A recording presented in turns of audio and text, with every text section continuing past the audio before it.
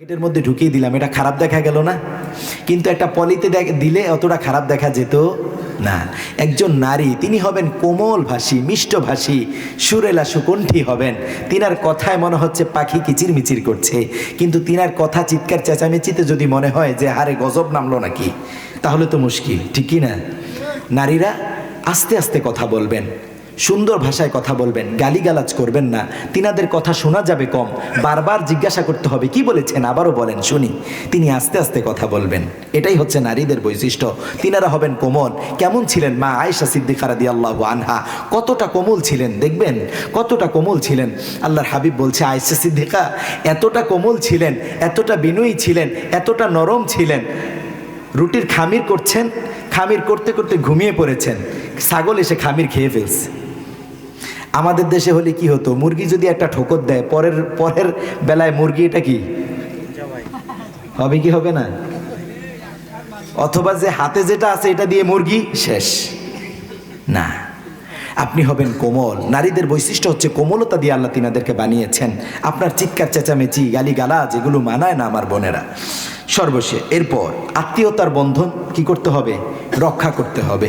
আত্মীয়তার বন্ধনটা আপনারা রক্ষা করবেন। অনেক মায়েদেরকে দেখা যায়, বোনদেরকে দেখা যায়, বিশেষ করে বিয়ের পর হয় বাবাদের সাথে, নিজের পরিবারের সাথে সুসম্পর্ক রাখতে পারে না, নতুবা স্বামীর দিকের আত্মীয়র সাথে সুসম্পর্ক, এরকম আছে না নাই? না, আপনি এটা ব্যালেন্স করতে হবে।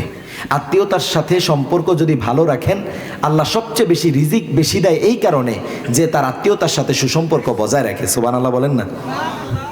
আল্লাহর হাবিব যখন প্রথম আয়াত নাজিল হলো, কষ্ট পেলেন, ভয় পেলেন, এসে সাইয়্যিদাতুনা আমাদের মা উম্মুল মুমিনিন খাদিজা রাদিয়াল্লাহু আনহার কাছে এসে বলছে আমি ভয় পাচ্ছি, আমি আতঙ্কগ্রস্ত, আমি খুব হতাশাগ্রস্ত। তিনি সর্বপ্রথম যে বাক্যটা বললেন, আপনি ভালো মানুষ, আপনি আত্মীয়তার সম্পর্ক ছিন্ন করেন নাই, আপনি আত্মীয়র সাথে সুসম্পর্ক রাখেন, আল্লাহ আপনাকে কখনো হতাশাগ্রস্ত করবেন না। সুবহানাল্লাহ বলেন। আমার মায়েরা, আপনার জন্য আপনার স্বামী যাদের সাথে কথা বলতে পারে না তাদের সাথে আপনি সুসম্পর্ক তৈরি করে দেন, আত্মীয়তার সম্পর্কটা কি করে দেন? গড়ে দেন। 9 নাম্বার কাজ, দান সাদাকা করা।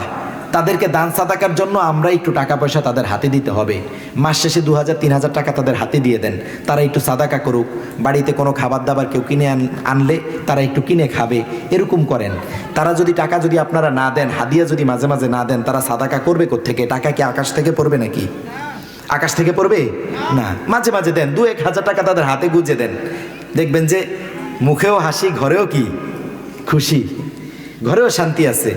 হাদিয়া দিলে নিলে ঘরে কি হয়? শান্তি কম না বেশি? বেশি। 10 নাম্বার কাজ, সময় নষ্ট করা যাবে না আমার মায়েরা।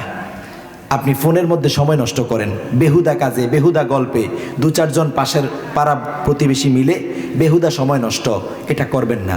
আপনি সময়টা কাজে লাগান, একটু তিলাওয়াত করেন, একটা ইসলামী সাহিত্য অধ্যয়ন করেন, কোরআনের একটা আয়াত যেটা আপনার ভালো লাগে, আপনি অর্থ জানেন না, সেটা আপনি কি করেন?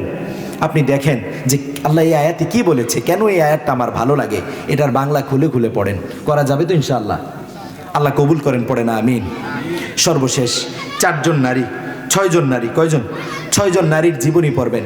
1 নম্বরে একসাথে বলে দিচ্ছি, হাজার আলাইহিস সালাম। 2 নম্বর মারিয়াম বিনতে ইমরান, সৈয়দুনা ঈসা আলাইহিস সালামের মা। 3 নম্বর আসিয়া ইমরাআত ফিরআউন, ফিরআউনের স্ত্রী আসিয়া। 4 নম্বর উম্মুল মুমিনিন সাইয়্যিদাতুনা খাদিজা। 5 নম্বর উম্মুল মুমিনিন আয়েশা। 6 নম্বর আয়েশা বিনতে মুহাম্মাদুর রাসূলুল্লাহ সাল্লাল্লাহু আলাইহি ওয়াসাল্লাম। এই 6 জনের জীবনী পড়বেন।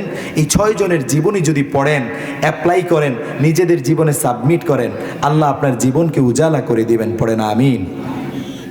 আমার ভাইরা, অনেক সময় কোরআন থেকে আমার ভাঙা ছেঁড়া কণ্ঠে, গরম ঠান্ডার মধ্যে হয়তো বা গলাটা বসে গিয়েছে, খুব সম্ভব। আমরা শেষ করে দেব ইনশাআল্লাহ। কয়টা বাজে? 12:30 বাজে? কয়টা বাজে? 12টা বাজে? 12:25। আমরা অল্প সময় একটু দোয়া করব নাকি? দোয়া হয় এখানে? আর কিছু বলার আছে? কে বলবেন? বলবেন, একটু দেন। আমরা একটু অল্প সময় দোয়া করে ইনশাআল্লাহ আমরা বিদায় নেব। ফজর সবাই পড়তে হবে ইনশাআল্লাহ। ফজর পড়বেন তো ইনশাআল্লাহ? আল্লাহ কবুল করেন।